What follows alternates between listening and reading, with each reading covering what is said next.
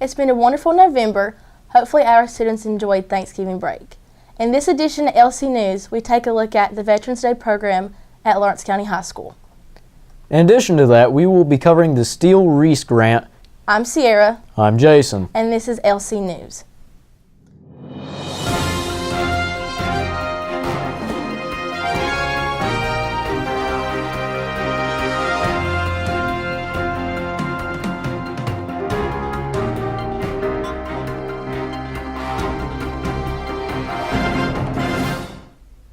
We had a great Veterans Day program ran by Sergeant Runyon. Here's Jacob with the full story. Recently, the LCHS JROTC hosted its annual Veterans Day program. However, things were done a little bit differently this year. It was a multi-part program that included the outside involvement of many people and organizations. So we decided to ask some of the students what their favorite part of the program was, as well as their overall opinions of it.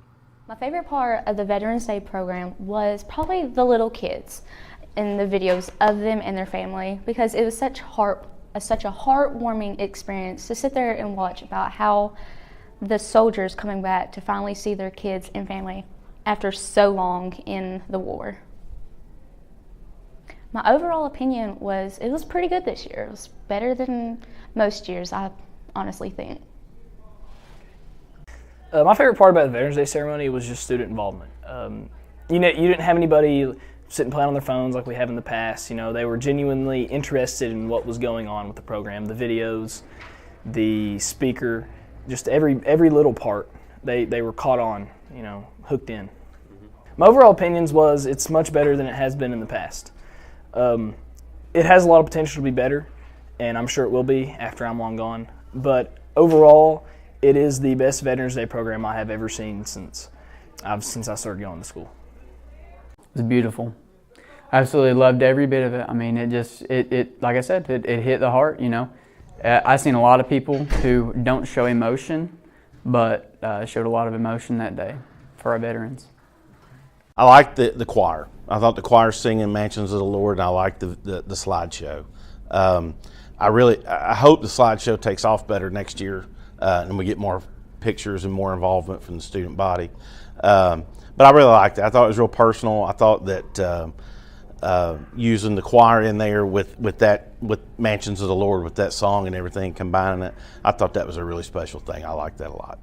I'm happy with it. I feel real good. I've had a lot of positive feedback on it too, and what other people have told me have been all positive, good comments. And next year is just trying to one up this year and trying to do it better.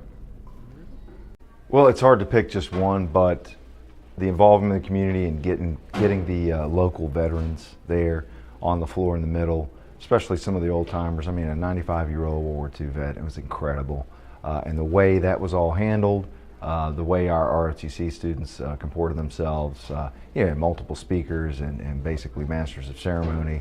I like how Sergeant Runyon was not the main MC, it was our ROTC. That was outstanding. But once again, my favorite part was the involvement with the local veterans. That was outstanding.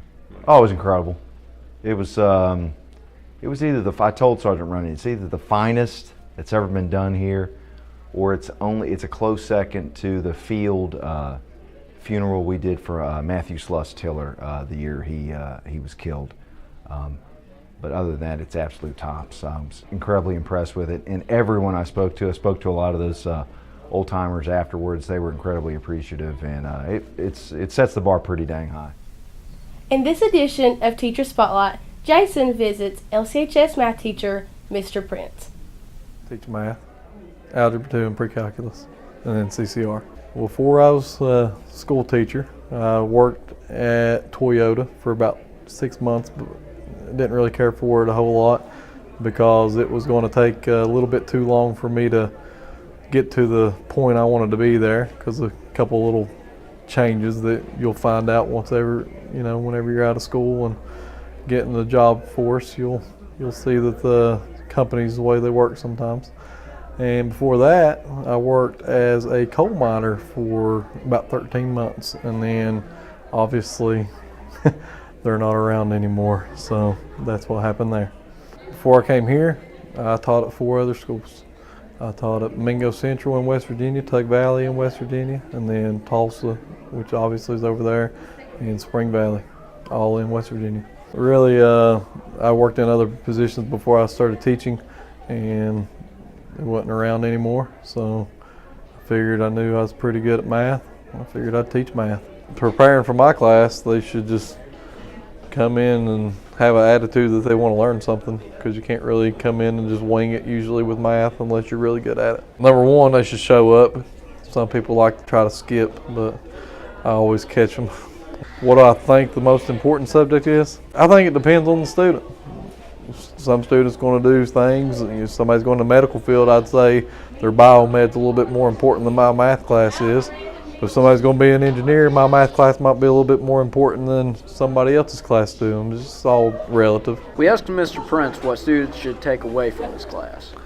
Realistically, they should take away problem-solving skills. They should become better at solving problems on their own without having to have somebody always assisting them at every turning point in their life. Here's what he said about teaching here. I like it pretty good. As far as here compared to other places, I like it a lot because the kids are great, and that's true stuff. Recently, YCC students participated in a competition between 10 schools in Lexington.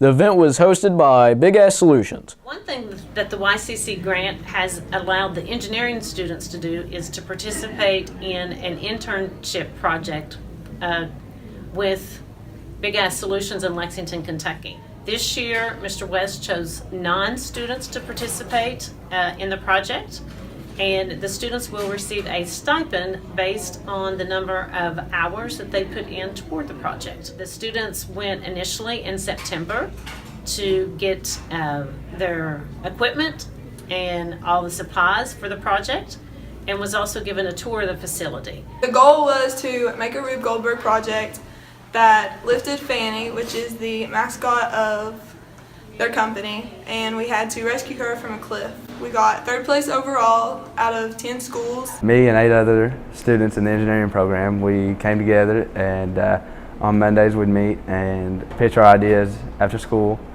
and then the supplies started coming in, and we worked to build it all from the first step to the last step. Big Ass Solutions was wonderful to work with. They were so impressed with all of the 10 schools that participated, and it was a really fun-filled day to see everybody's projects and their takes on how to complete the task. Students had a wonderful time at this year's Winter Ball. Here's Adriana with the full story. The annual freshman-sophomore dance was a blast for many students. About 160 students attended the semi-formal dance on a Saturday night. This was a dramatic change from years past. Last year we had a country theme, and the students dressed in cowboy boots and plaid, and this year a lot of students showed interest in doing more of a formal theme, so we decided to go with the Winter Ball semi-formal to let them have an opportunity to dress up and have that type of dance. I think it went great, and the decorations turned out really good. We did a black and gold theme, and we had Betsy Lynn Photography come and do some wonderful pictures, and overall I think it went well. Sierra Jude, the senior, did our music, and she did a wonderful job with that, and the students seemed to have fun. The dance was good. We had a good time with friends. The music was really good. Sierra DJ'd. It was good. We went to eat at Toro with a lot of our friends, and it was really fun getting dressed up. One student gave a suggestion for future dances. I feel like we should have a homecoming dance instead of the freshman dance because everyone can go to it. We are thinking about that next year. I also am in charge of Pep Club. So this year, that was kind of the plan at the beginning of this year, but homecoming fell the same weekend as Septemberfest, so it just didn't work out. But next year, we are definitely looking into that. In this segment of World News, Carrie Jo will be taking a look at teachers' retirement and recent shootings. America has recently been plagued by a number of mass shootings, including a record-breaking one in Las Vegas and another in a small Texas town. Students at LC shared their thoughts on the issue with us. I think mass shootings are incredibly sad. I mean, if you talk about the one in Texas, there was just so many families were killed and lives were ruined, and there's just so much wrong. There's so many things that are wrong with the system that it just leads to such distress for people. And there's nothing I can exactly say to make everything better. I just think we need to pray and we need to love each other and just realize that there's problems with the system and we can't have absolutes when it comes to either taking away all the guns or just giving everyone whatever guns they want. There just has to be some compromise on both sides. The mass shootings were awful events and tragic events that didn't need to happen, but they did. We can't go back and fix that, but there should be more strict laws to prevent this, but I'm sure they'll get it worked out. So. The recent mass shootings are very ridiculous, and the guns should have been banned in the first place, which would have came in a result as not having as many mass shootings and resulting in not as many deaths. Well, it's honestly a tragic thing. Just to look on the news and see that a man or anybody looked these people dead in their face and killed them in cold blood, and I don't know what could run through somebody's mind on it. As to what could stop it, there's laws about school shootings, and those boys weren't supposed to have guns. But so you can make whatever laws you want forever. If someone's going to shoot somebody, they're going to do it. But I think that if we'd stop giving those people their 15 minutes of glory, there'd be a lot less of it. Closer to home is Kentucky's pension crisis, which may change the retirement plan of state employees like teachers, policemen, and firemen. Here's what students had to say. So what's going on with the pension is that for years and years and years, the government has said they've been paying into this so teachers can take money out as their retirement, and they haven't been paying into it. So there's this huge gap of like millions of dollars that needs to be fixed, where there needs to be money for teachers, but we can't put millions of dollars into the system when there should already be that money there.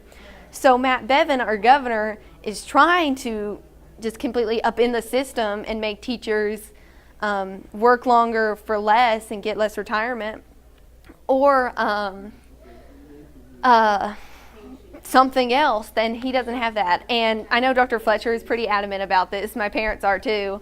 And it's just a system that needs to be worked out, where people who understand accounting and also understand teachers need to solve this issue so teachers can have a retirement and don't have to work for a million years, because this is a tougher profession than people think. Pension problems, they need to be fixed for the firemen and the police officers, teachers, and all the other jobs that are affected by it. I'm not very educated on this, but I do feel like the teachers do not deserve this, because it's like just saying, like it's just putting them out there, and not just the teachers, but like people that are out there, like bettering this country and enforcing the laws and just like educating these children to become citizens. Like it's just hitting them in the face and saying no. I don't think it's right for the teachers and for any type of staff for public schooling or any type of schooling. I think that these are people that have bettered a lot of communities, and they've helped our youth, and I don't think it's right at all. And to a point to where if you withdraw that type of thing from a community, who's going to teach your children what we were taught, and so on with the generations. We were fortunate enough to receive the Steele Reese. Library received the Steele Reese grant this past August. It's $20,000. It's for Appalachian Kentucky libraries to meet the needs of their students, and we've used it to equip the mass media class with equipment. The Steele Reese grant has made a big difference in the mass media class here at Lawrence County High School. Last year, before we had the grant, students had to use their own cameras. We constructed a tripod out of a selfie stick and some bandages. But now we have several new microphones, we have a brand new nice camera, we have a lot of tripods. So we just have a lot of equipment which helps the students make more professional looking video. We have an iPad mini that can be used for video. We have 100 headphones that teachers can use with our new Chromebook initiative. The library has ordered a large supply of reference and fiction ebooks that students can check out and read on their Chromebooks. We supplied online curriculum for CTE classes. We use the ICEV in our classroom. All of our curriculum for agriculture is on there based on the state. Daily students will take notes, and then we watch videos. Even our certifications are on there, so our students can become college and career ready through ICEV. So it gives them an opportunity to take field trips to places like greenhouses, to national forests. We've been to fish hatcheries, we've been to the Sierra National Forest, and it gives them that hands-on look at stuff without actually being at the place. And for freshman government class. We're very fortunate to be able to have the ability to use Upfront Scholastic Magazine. I use it a lot to supplement current event education curriculum. I think it's important that students know what's going on in the world and how it affects them. This magazine gives us the opportunity to do that. So there's just been a wide range of digital equipment and resources that we've added through the grant as part of our one-to-one initiative. And now for some announcements at LCHS. If you're planning on going on senior trip, the deadline is Friday, December 1st. Your books are on sale. If you're interested, you can talk to Miss Cecil in the library. The deadline for withdrawing from dual credit courses is Friday, December 1st. For more information, talk to Mrs. Parsons. That's all for this edition of LC News. Thank you for watching.